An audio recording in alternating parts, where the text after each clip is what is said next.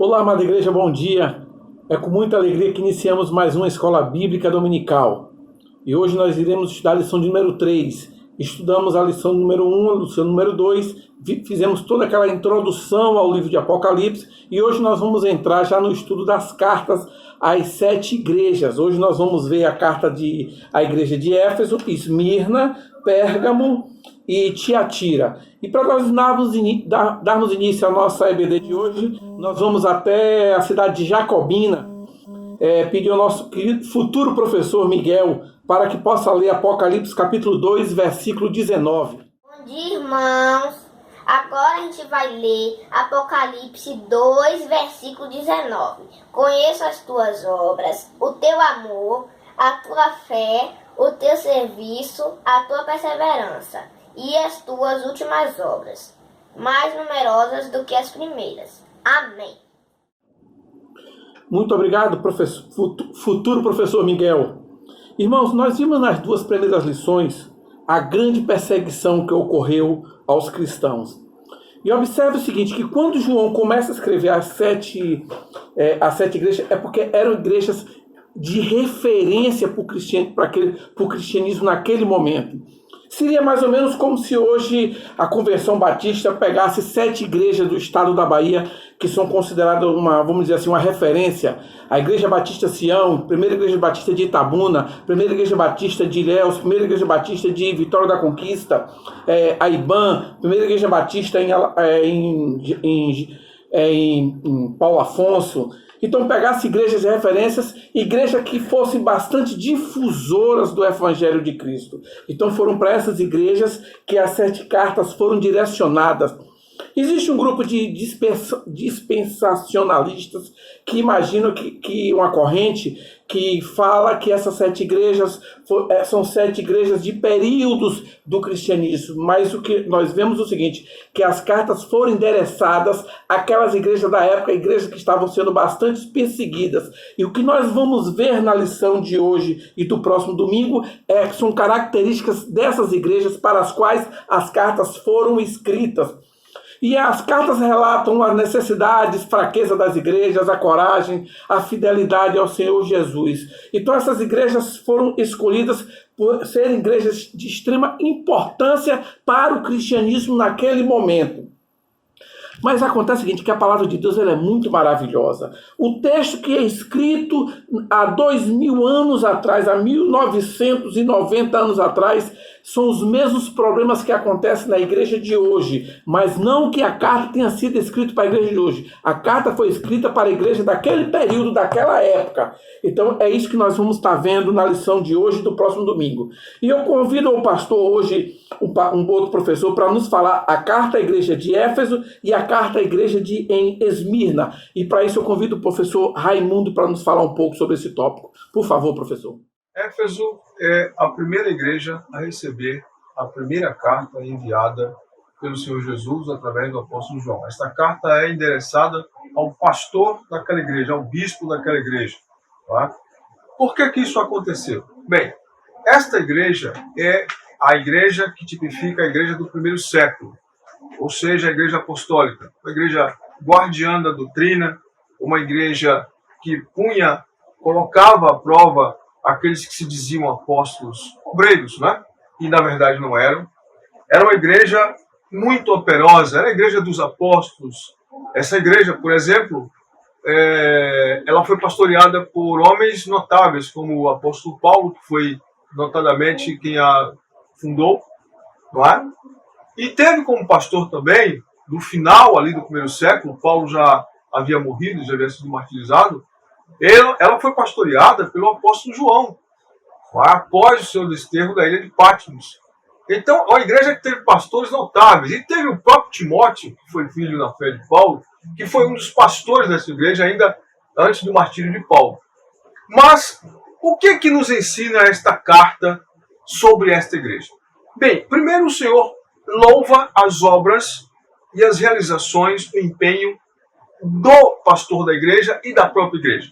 Quando ele diz, conheça as tuas obras. Então ele faz aqui, elenca uma série de qualidades e virtudes que são inerentes. Ou seja, isso quer dizer que o Senhor Jesus está julgando, ele está avaliando, não é? Aprovando ou reprovando o que fazemos. Então ele conhece as tuas obras, tanto o seu labor como perseverança, e que não pode suportar os maus, que puseste à prova aqueles que a si mesmos se declaram apóstolos e não são. Era uma igreja zelosa que não tergiversava, uma igreja que não vendia barato, uma igreja que não aceitava obreiros que se autodeclaravam obreiros. Não é? Neófitos, inexperientes, pessoas vazias, pessoas que não tinham graça, pessoas que não tinham, pessoas que não tinham bala na agulha ou farinha no saco. Tá? Isso é um recado para a igreja hoje, né? Muito bem. Tens perseverança em suportar-te provas por causa do meu nome e não negastes e não te esmorecestes. Louvor, a perseverança, não é? A capacidade de suportar provas. Mas aí vem a repreensão. Esta era uma igreja que não tolerava imoralidade, falsos obreiros, falsa doutrina. Porém, há uma coisa que pode também ser digna de repreensão e fazer com que a igreja e o obreiro, o pastor, seja reprovado pelo Senhor. É que esta igreja, no versículo 4, diz-nos aqui que tenho, porém, contra ti que abandonaste o teu primeiro amor. Ou seja, zelosa pela doutrina como essa igreja era, extremamente zelosa, ela passou a dar mais valor, dar mais ênfase, não é? Ao zelo do que ao amor. A tradição tomou espaço e o amor se esvaiu. Aí o Senhor diz, lembra-te, pois, de onde caíste e arrepende-te, e volta-te à prática das primeiras obras. Ou seja, o combustível das realizações dessa igreja deixou de ser o amor para ser a tradição, para ser o zelo. Este é um problema. O zelo é importante, mas ele não pode suplantar o amor. A mola mestra, a força motriz que nos deve mover é o amor e não o ativismo, não a religiosidade, não o ritualismo, não o esforço próprio, querendo mostrar algo que nós não somos, porque na verdade já estamos vazios por dentro. Foi o que aconteceu com esta igreja. E, senhores, esta igreja tipifica toda a igreja do primeiro século. O primeiro século da era cristã. A igreja apostólica. Isso se encaixa perfeitamente com a figura da igreja de Jerusalém. Uma igreja operosa, cujos sinais se faziam acontecer até pela sombra dos apóstolos. Mas, porém, essa igreja repreendeu duramente o apóstolo Pedro, a igreja de Jerusalém, quando Pedro entrou na casa de Cornélio para evangelizar, amando do Espírito Santo. Veja, que coisa! Quer dizer, é uma igreja onde a tradição ainda imperava, onde o zelo judaico ainda imperava mais do que o amor. Então o Senhor reprova esta igreja. Esta carta à igreja, ao bispo de Éfeso, reporta perfeitamente ao recorte ali da igreja do primeiro século, a igreja de Jerusalém, e toda a cristandade do primeiro século, chefiada pela igreja de Jerusalém, que perde o seu lugar de posto como igreja preeminente. Para a igreja de Antioquia, que passa a ser a igreja missionária, mãe das missões, que envia o apóstolo Paulo, que envia Barnabé, e que esses homens, juntamente com seus cooperadores, evangelizam todo mundo. Não é? E então está escrito, lembra-te de onde caíste e arrepende-te. Eu termino dizendo o seguinte, há uma promessa, há uma advertência, uma severa advertência aqui, dizendo, olha, arrepende-te e volta à prática das primeiras obras, porque senão eu retirarei de ti, removerei de ti o teu candeeiro, caso não se arrependas. Senhores, isso quer dizer o seguinte, a igreja de Éfeso, ela não existiu mais, porque ela não levou em conta essa advertência. A cidade foi destruída. Ficou em ruínas. Que nós levemos em conta essa advertência. E que nos lembremos da promessa. E voltemos-nos com cuidado. Porque ele diz ao vencedor, darei que se alimente da árvore da vida, que está no meio do paraíso de Deus. Mas para isso é necessário que nós nos arrependamos, para que não venha o Senhor e tire o nosso lugar como igreja e o dê a outra geração. Que Deus tenha misericórdia de nós e que a liderança de hoje atente para esta severa advertência. Amém. A igreja do Senhor que estava em Esmirna era uma igreja preparada para o sofrimento. Se não, vejamos. O que significa a palavra Esmirna? Esmirna vem da palavra mirra, que quer dizer amargo. Não é? Esta igreja, ela situa-se ali entre o primeiro século e o início do quarto século, do ano 100 ao ano 312. Esta igreja sofreu, entre aspas, teve a influência de um grande servo de Deus que foi discípulo do apóstolo João, que foi Policarpo, discípulo de João. Policarpo fora, no início da caminhada, ele morre aos 86 anos, e ele é queimado vivo, ele é martirizado pelo nome de Jesus. E Policarpo é um daqueles que foram discípulos de João, o apóstolo que escreveu este livro. Então, o Senhor Jesus manda esta carta à igreja em Esmirna e diz o seguinte: a igreja de Esmirna, ele diz que ele é o primeiro e o último, que foi morto e tornou a viver. Por quê? Estas qualidades e atribuições do Senhor, como aquele que é o ressurreto, aplica-se à condição em que a igreja está ou está para passar, está para sofrer. Então ele diz: eu sou aquele que foi morto, mas vivo. Ele diz: conheço a tua tribulação. É uma igreja que estava num período terrível de tribulação. A tua pobreza, era uma igreja pobre, economicamente falando, e a blasfêmia dos que a si mesmos se declaram judeus não são, antes são sinagoga de Satanás. Era o templo do diabo.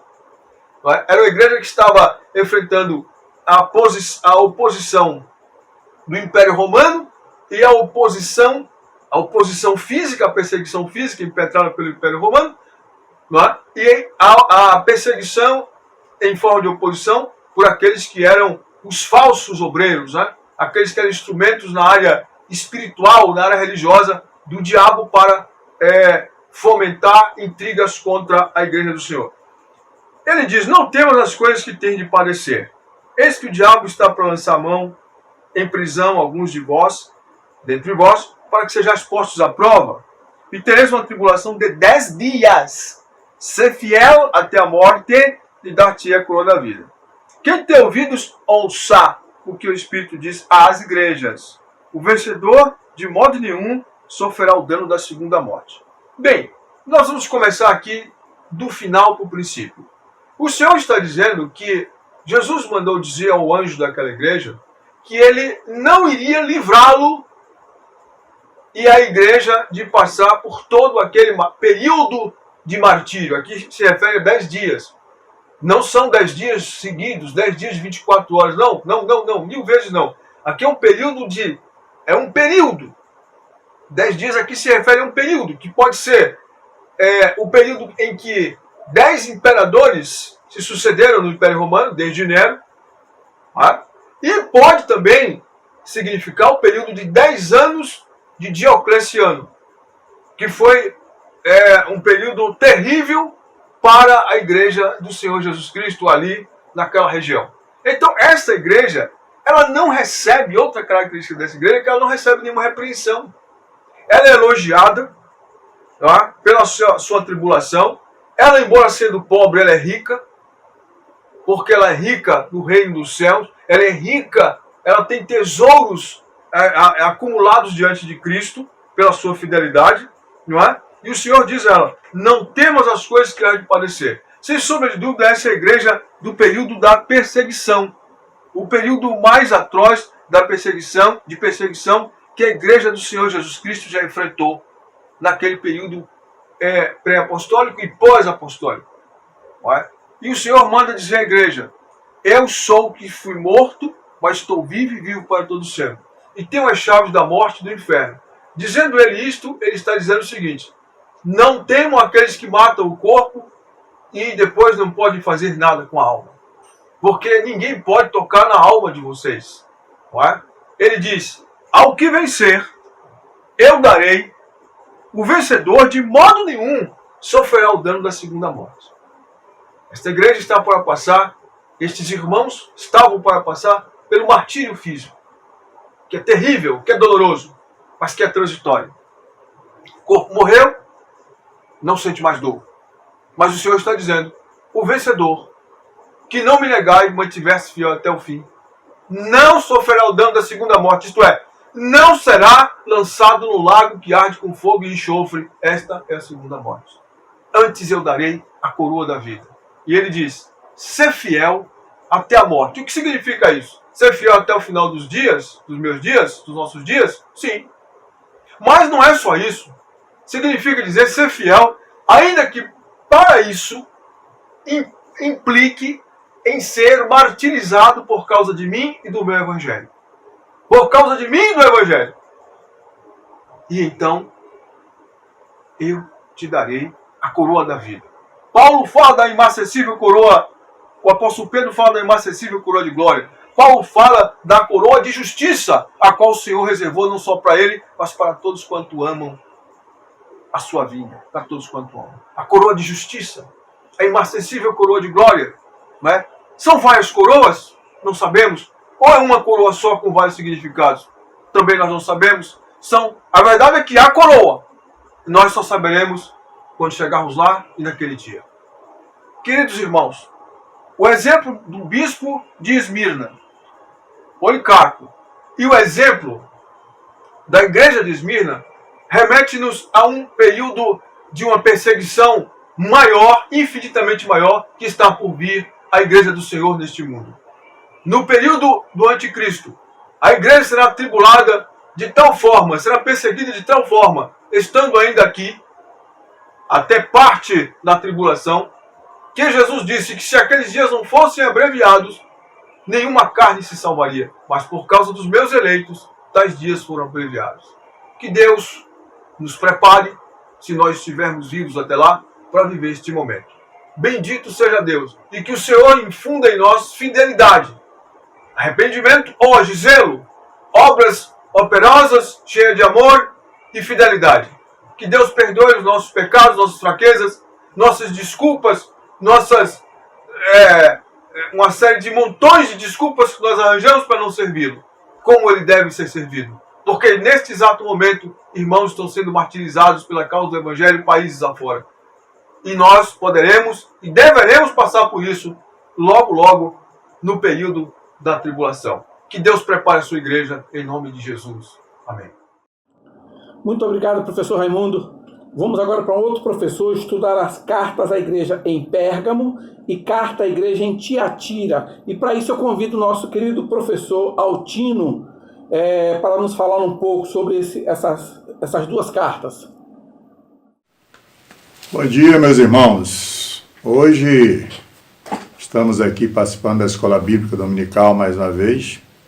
É um grande prazer, mesmo que à distância, né?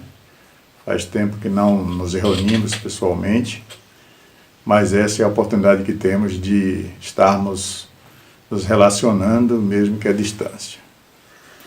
Vamos dando continuidade à lição de hoje, né? Que fala sobre a carta às igrejas no Apocalipse, né? E eu fiquei com a igreja de Pérgamo e a igreja de Tiatira. Os textos que falam sobre essas duas igrejas, Pérgamo está em Apocalipse 2, de 12 a 17, e Tiatira, Apocalipse 2, de 18 a 29.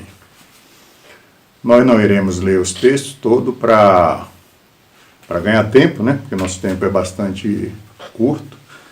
Mas se o irmão quiser, poderá pegar a sua Bíblia, né, e nos acompanhar fazendo a leitura do texto bíblico, porque nós vamos ler alguns versículos e vamos analisar juntos, né, o que aconteceu naquelas igrejas. Conforme já foi falado na introdução, as cartas enviadas às igrejas, elas têm o objetivo de alertar as igrejas, né, quanto ao comportamento dos seus membros, comportamento dos crentes que compõem a comunidade cristã. Bem, irmãos, a igreja de Pérgamo era uma igreja muito movimentada, uma igreja muito forte, e estava situada numa cidade também muito evoluída, uma cidade comercialmente muito famosa, e também culturalmente, né? Existia lá em Pérgamo uma biblioteca, né, que era comparada à biblioteca de Alexandria, né, tão famosa quanto a biblioteca de Alexandria. E era um centro cultural muito desenvolvido, onde as pessoas tinham um nível cultural, né, grego, apesar de que naquele período essa região estava dominada pelo Império Romano, mas era uma região da Grécia, uma região onde a cultura era muito forte. Também por lá tinha a idolatria, né? Os deuses do Olympus, eles reinavam naquele lugar, e ali ficava uma estrutura muito forte, né? Que era o altar a Zeus. Zeus era considerado o deus rei, né? O deus do trovão, e portanto, pelos gregos era tido como o rei dos deuses. Então, meus irmãos, é nesse contexto que nós vamos falar sobre a carta, né? E vamos ler aqui alguns versículos que falam sobre o que foi dito a João naquela revelação, onde Jesus Cristo deu aquela mensagem para que João escrevesse as cartas à igreja. Aqui no versículo 3 diz o seguinte: sei onde habitas, que é onde está o trono de Satanás, mas retens o meu nome e não negaste a minha fé, mesmo nos dias de Antipas, minha fiel testemunha, o qual foi morto entre vós, onde Satanás habita.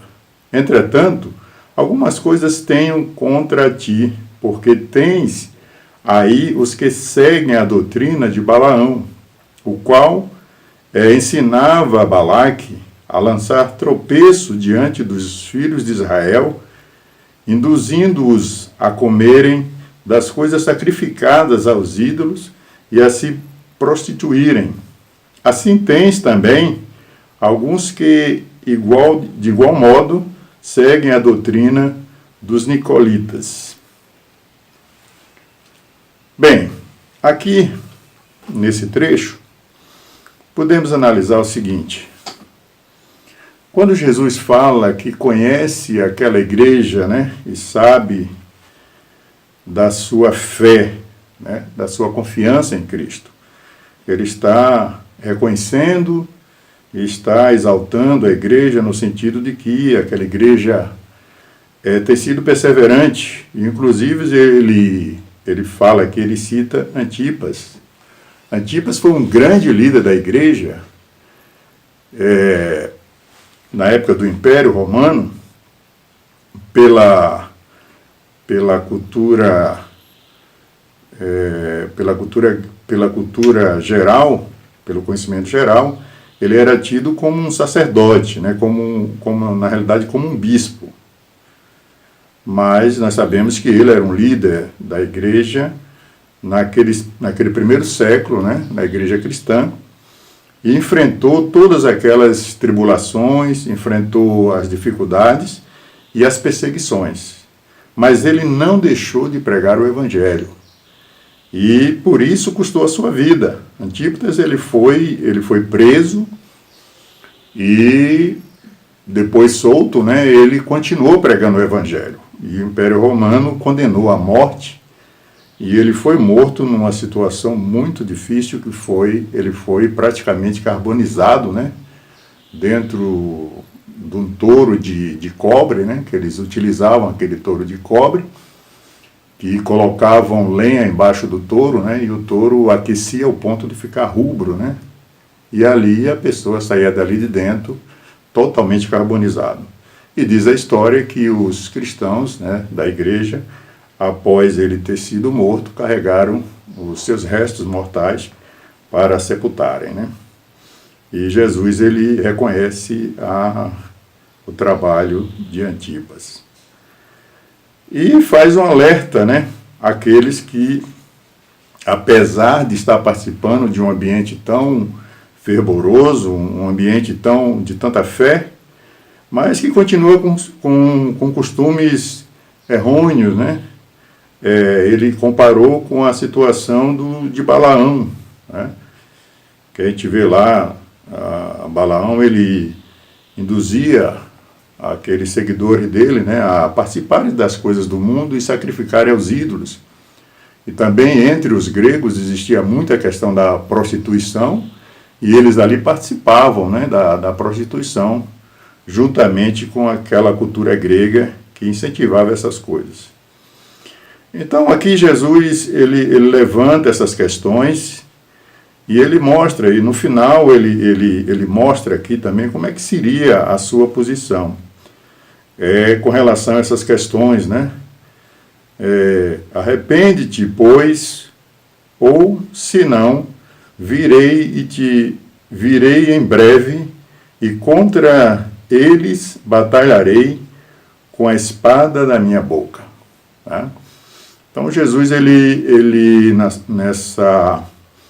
nesse momento ele passa para João essas palavras de reconhecimento do esforço da igreja, palavra de alerta àqueles que estão na igreja, né, mas que estão vivendo em doutrinas erradas, né, acostumado com a movimentação do mundo. Como dissemos, as coisas da cidade contaminavam aquelas pessoas. Aquela cidade era muito idólatra, porque ali estava o altar a Zeus, que Jesus considerou o trono de Satanás. Quando Jesus diz ali onde habita Satanás, ele estava se referindo àquele altar, né, que foi construído, que era um monumento muito grande, né, que homenageava aos deuses do Olimpo, e era uma homenagem a Zeus, o deus rei deles, né, o deus considerado o deus do trovão.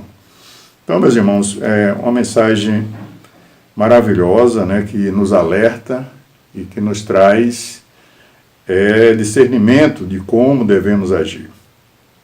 Temos aqui agora a carta a Tiatira.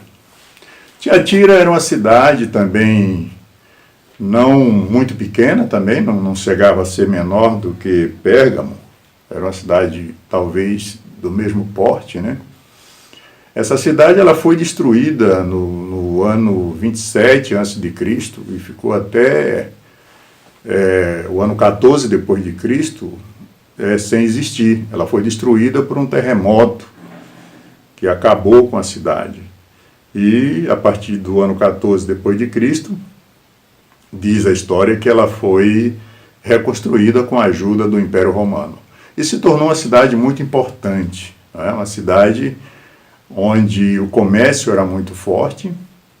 Ela também era uma cidade de troncamento, né? A gente pode comparar com a cidade de Feira de Santana, aqui na Bahia, que nós conhecemos, né? Que é uma cidade que serve de entroncamento para todo o estado, ou, como não dizer, para todo o Brasil, né? É uma cidade de entroncamento. E ali também Tiatira tinha essa característica, né? Ela ficava a 35 quilômetros de Pérgamo, era próximo, né? E tinha essa característica. E uma outra característica forte que tinha em Tiatira era o trabalho cooperativo, né? Haviam sindicatos dos operários. Segundo a história, lá em Tiatira, para que você exercesse uma profissão, você tinha que ser sindicalizado, tinha que fazer parte de algum grupo sindicalizado, né? Então todos aqueles profissionais, e era uma cidade industrial, onde se trabalhava muito com tecido, com couro, né? E uma cidade muito movimentada também na época, né? E era ali que estava a igreja de Tiatira. Com relação à igreja de Tiatira, nós temos aqui, quando Jesus fala aqui no versículo 19, conheço as tuas obras e o teu amor, e a tua fé e o teu serviço, e a tua perseverança, e sei que as tuas últimas obras são mais numerosas do que as primeiras. Mas tenho contra ti que tolera a mulher Jezebel, que se diz profetiza. Ela ensina e seduz os meus servos a se prostituírem e a comerem coisas sacrificadas aos ídolos. Então Jesus, ele alerta a Tiatira de que também é uma igreja de muita fé, uma igreja fiel, que tem trabalhado a favor do Evangelho, né?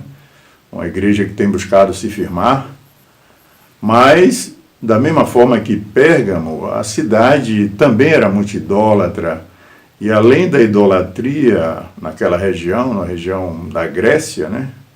Hoje, na realidade, essa região ela faz parte da Noruega, né? E era uma cidade muito movimentada, como já dissemos, e ali,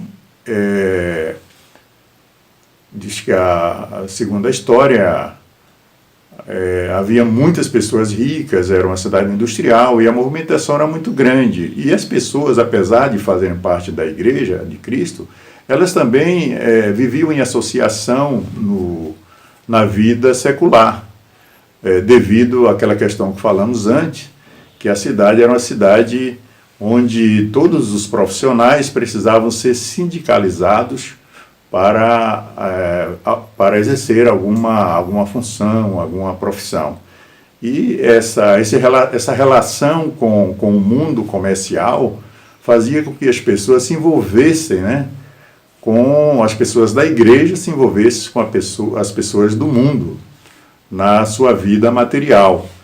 E isso era uma questão que dificultava uma doutrina pura, que as pessoas pudessem realmente ali dentro daquela cidade fazer a diferença, mostrar o seu caráter, o seu posicionamento como cristão, porque as pessoas se misturavam muito devido àquela associação na vida secular. E como os gregos tinham aqueles costumes, né, da idolatria, da prostituição, essas pessoas eram influenciadas, eram levadas também a manter uma vida de orgia, uma vida conforme os costumes gregos. E dentro da igreja tinha essa profetisa, que não identificamos o nome dela, né? Mas alguém que foi por Jesus comparada a Jezebel, né? Então Jesus comparou aquela criatura que fazia parte da igreja, com certeza com muita influência, e que ela desencaminhava os membros da igreja com doutrinas errôneas, né? Comparada a Jezebel, né? Praticando prostituição e também a idolatria. Meus irmãos, tudo isso diz respeito àquelas igrejas, mas tudo isso diz respeito também a nós hoje, né? Hoje nós fazemos parte da igreja, né? Como pessoas convertidas, como pessoas salvas em Cristo Jesus. E isso nos traz uma grande responsabilidade diante de Deus e diante dos homens. Esse alerta de Jesus Cristo para aquelas igrejas nos traz um recado, nos orienta que nós devemos nos firmar na fé, na doutrina, na palavra, no conhecimento daquilo que Deus quer para todos nós. E esse recado de Apocalipse às igrejas, as cartas às igrejas, eles estão no contexto hoje para todos nós. Sabemos que mesmo hoje, em pleno século XXI, né, nós vivemos essa mesma questão. Se a gente fosse olhar para aquela situação daquelas cidades, seria como está lendo o jornal de hoje. Aqui também vivemos praticamente a mesma condição. E o que nós precisamos é justamente buscar ter uma vida separada do mundo, apesar de estarmos nele, né? Fazemos parte também do mundo, como naquela sociedade as pessoas tinham que se envolver na sua vida material. Também nós estamos envolvidos na nossa vida material, mas temos que ter a segurança de que temos um compromisso muito grande com Cristo Jesus, o Criador da igreja, o libertador, aquele que nos salvou. E é sob essa consciência, né, de que somos responsáveis para mantermos aqui o testemunho de Cristo, que nós, nessa manhã, queremos deixar essa contribuição nossa para todos que estão nos assistindo, que possamos a cada dia reconhecer que somos filhos de Deus, que somos o sal da terra e que precisamos iluminar este mundo. Esse é um compromisso que temos com Cristo, para que a igreja dele seja santificada, para que a igreja de Cristo possa mostrar diferença no mundo de hoje. Essa é a nossa contribuição nessa manhã, que Deus possa abrir o nosso coração, a nossa mente, nos orientar e nos levar a uma vida de comunhão com Ele, a uma vida de compromisso com Cristo. Que Deus nos abençoe e até uma próxima oportunidade. Obrigado. Obrigado, professor Altino. Vamos agora para um outro professor da classe dos jovens. E eu disse no início que a palavra de Deus ela é muito maravilhosa, porque imagina que esse texto foi escrito para as igrejas daquela época. Mas observe que o texto ele é tão maravilhoso, ele é tão atual, que ele serve também, ele serve de aplicações para os dias de hoje. E para isso eu gostaria de conversar um professor da classe dos jovens, nosso querido irmão Guilherme, lições e aplicações para a igreja de hoje. O que é que o irmão tem a me dizer sobre isso? Bom dia, meus irmãos, a graça e paz a todos.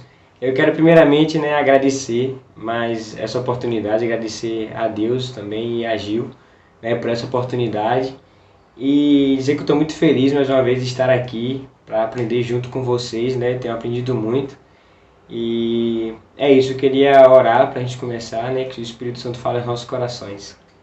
Oremos. Senhor Jesus, obrigado por tudo, Pai, obrigado por mais essa oportunidade de estarmos juntos aprendendo mais essa manhã. Eu te peço que teu Espírito Santo tenha liberdade sobre a minha vida e que fale aos nossos corações, que a gente possa continuar crescendo juntos e meditando em tua palavra. Em nome de Jesus, amém. Bom, meus irmãos, hoje nós vamos falar um pouco sobre as lições práticas para a igreja de hoje, sobre as cartas que foram lidas pelos professores anteriormente. E é referente às cartas de Éfeso, Esmirna, Tiatira e Pérgamo. E eu quero trabalhar duas lições que a gente pode tirar e que o autor ressalta também, que ele coloca a lição principal, ele diz que a gente pode tirar 3 lições de todo aquele processo que as igrejas passaram, que é: a igreja precisa perseverar em fé e em doutrina, compartilhar a palavra sempre, em todo o tempo, e fazer tudo com amor. E nós precisamos lembrar sempre que, como se trata desse livro do Apocalipse, a gente sabe que o contexto é um contexto de perseguição. Então, era meio que muito difícil você fazer isso. Você perseverar, você compartilhar a palavra em todo o tempo e você fazer tudo com amor, em meio a todas as perseguições que estavam acontecendo.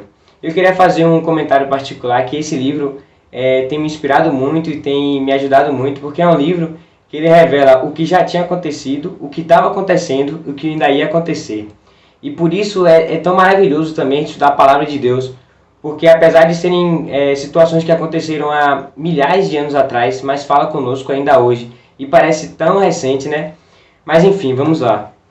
E eu queria comentar, primeiramente, sobre o fato de a gente não valorizar muitas vezes a liberdade que a gente tem onde a gente está.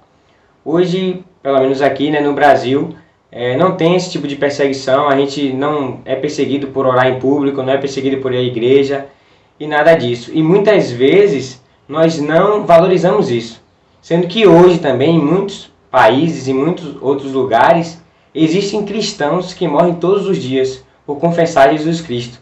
E a gente às vezes, como igreja, como corpo de Cristo unificado, como povo de Deus, a gente não se dá conta disso. E a gente acaba vivendo o evangelho que se trata do eu. Então eu estou bem, eu estou no meu relacionamento com Deus, e os que estão sendo perseguidos, deixa lá, eles são perseguidos mesmo e tudo mais, Deus ajuda. E não é bem assim, E hoje em dia infelizmente, é muito frequente você ver esse tipo de evangelho. Esse tipo de evangelho de pessoas que só pensam em você mesmo, pessoas que acreditam que o estar em Cristo é você viver para você e Cristo e acabou. E a gente sabe que não é bem assim, até porque Cristo morreu por todos nós.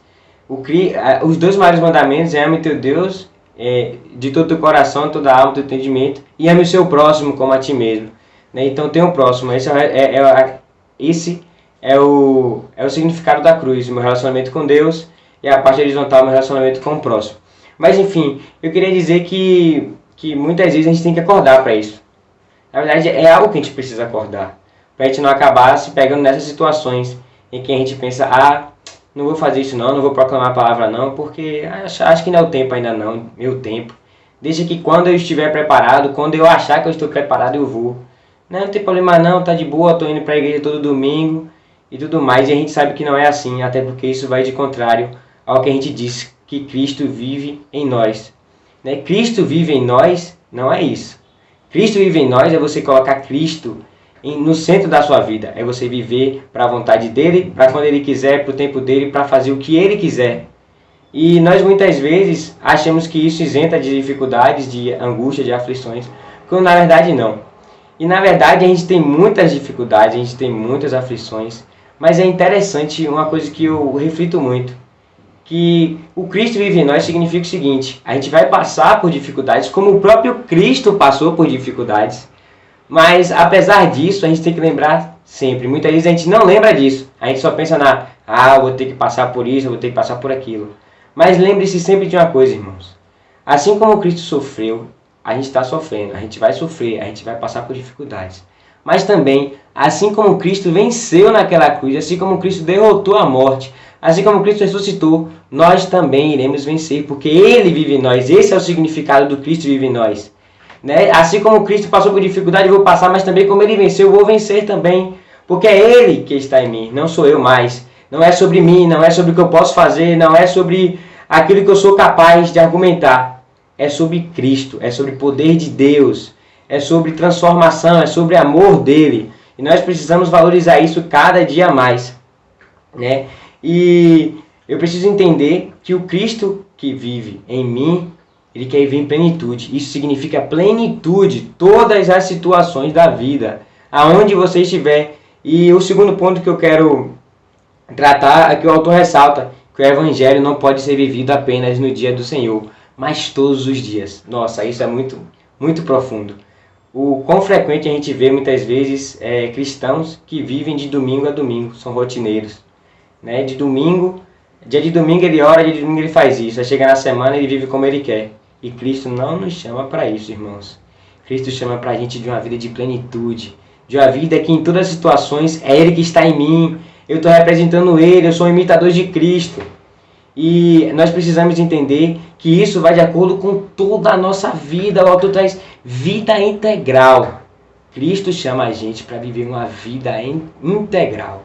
E quando eu digo integral, não é só no colégio, que a gente é mais frequente de ver, né? No colégio, no trabalho, não. Vida integral é no colégio, é indo fazer mercado, é lavando os pratos, é pegando ônibus, pegando Uber, é você estar na roda de amigos, é você estar em tudo, é você viver em Cristo, em todas as situações da vida. E isso é maravilhoso, porque você tem essa liberdade que Cristo chama a gente. Foi para a liberdade que Cristo nos libertou e Ele nos chama para isso, para essa liberdade de viver em todas as situações, irmãos. E sobre isso, eu queria tratar uma realidade que a gente tem estudado, né, que é a do Apocalipse, da perseguição, em que eles, a todo momento, os cristãos, precisavam confessar que César era o Senhor. Mas eles se recusavam, porque o Senhor da vida deles era Jesus Cristo. Eles confessavam, Jesus é o Senhor. E eu queria dizer uma coisa sobre isso, que muitas vezes a gente vive o evangelho de confessar só ali, na igreja. Quantos querem se confessar? Pô, confesso que Jesus é meu Senhor, mas quando chega segunda, terça, quarta, quinta, sexta, sábado, não é mais o Senhor da minha vida. Eu queria manter esse questionamento para todos nós, para mim também. Será que Jesus tem sido o centro da nossa vida? Será que Jesus tem sido o Senhor da nossa vida? O Senhor que a gente confessou, Ele é o Senhor da minha vida. E para isso eu preciso confessar Ele com a vida em plenitude. O confessar não significa só a palavra de estar ali. O confessar é você viver com a lógica do Evangelho. É você viver o padrão de santidade dos céus. Deus nos chama para isso. Para a gente viver em santidade, para a gente viver buscando Ele, para a gente viver todo momento com o padrão do céu, mesmo quando a gente está aqui. né? E isso é uma coisa muito interessante, porque a gente precisa viver Cristo, viver o Evangelho de Jesus, no falar, no pensar, no agir, no olhar, em tudo. E isso é o que significa a plenitude. E isso é uma coisa que confronta o meu coração e muitas vezes eu fico um pouco angustiado pela geração em que muitas vezes a gente vive. Porque é uma geração que muitas vezes é morna e que muitas vezes não despertou ainda. E nós precisamos despertar.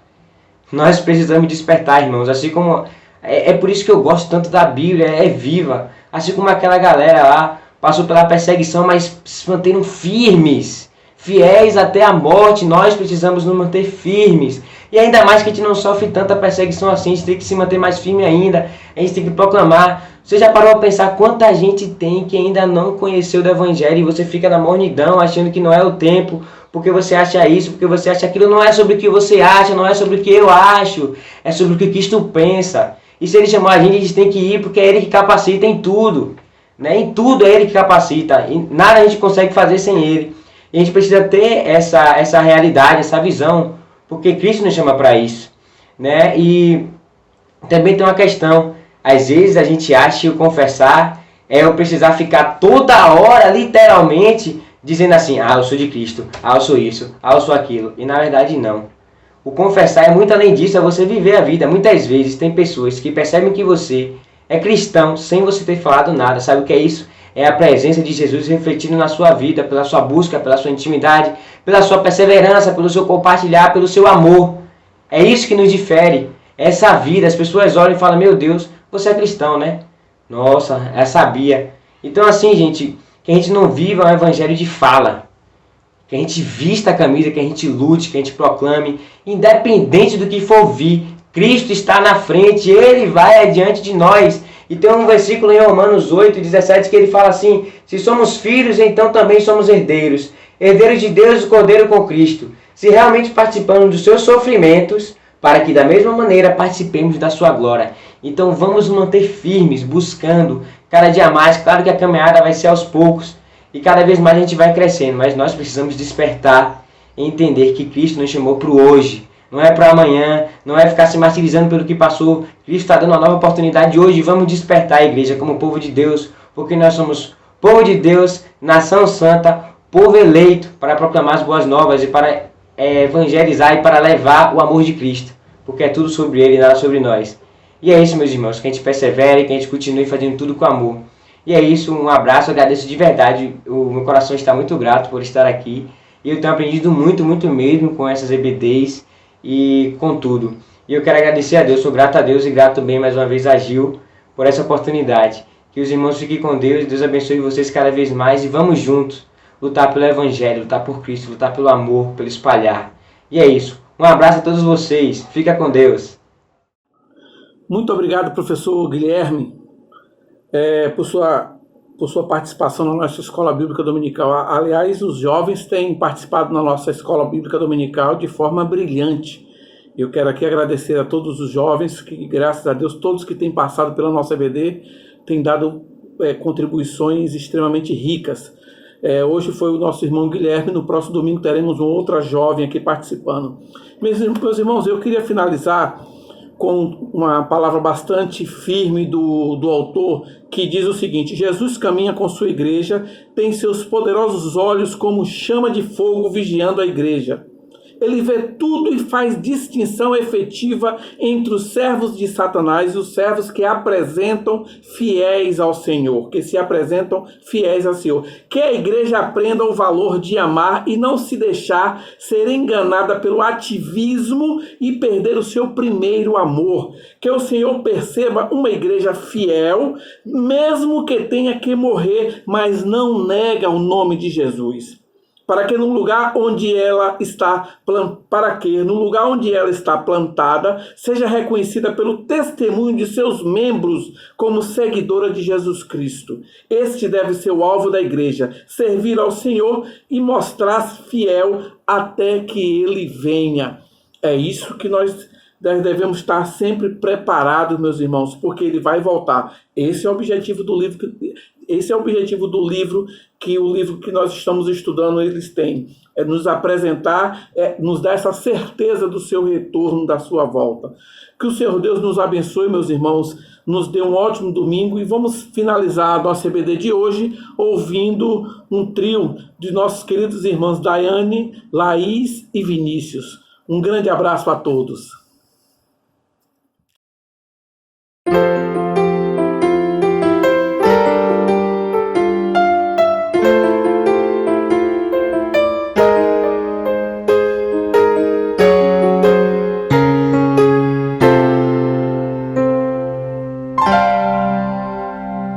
Da multidão dos que creram, era só o coração e a alma, uma somente, uma semente,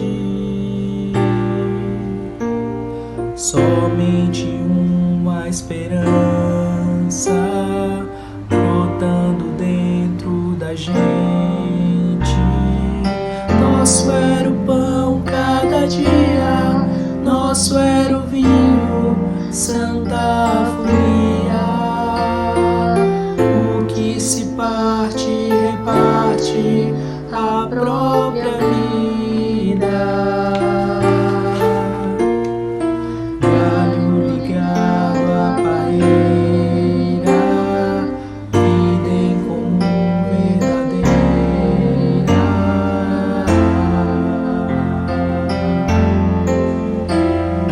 Sempre grande poder, curas, milagres de Deus. Sempre proclamação, Cristo Senhor ressurgiu. Da multidão dos que creram, era só o coração e a alma, muita alegria, singela vida. Na simpatia de todos, nasce a igreja de novo, povo de Deus, sal e luz para todos os povos. Sempre grande poder, curas, milagres de Deus. Sempre proclamação, Cristo Senhor ressurgiu.